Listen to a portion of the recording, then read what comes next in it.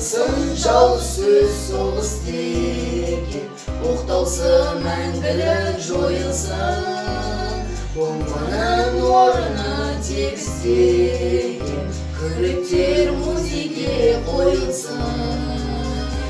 Кел достарым, ән бастайық, көтер жаңғыртып.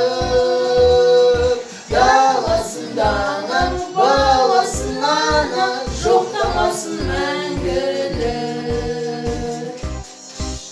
Бауыржан Момышұлының қанатты сөздері: отбасы өнегесі, отан өнегесі. Атана қадірін білмеген ел қадірін біле алмас, ел қадірін білмеген атана қадірін біле алмас.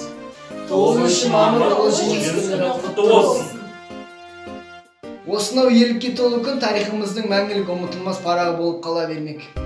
Жыл өткен сайын соғыс ардагерлерінің саны азайып бара жатқанымен, олардың жасаған ерліктері бүгінгі ұрпақтың санасында мәңгі қалмақ.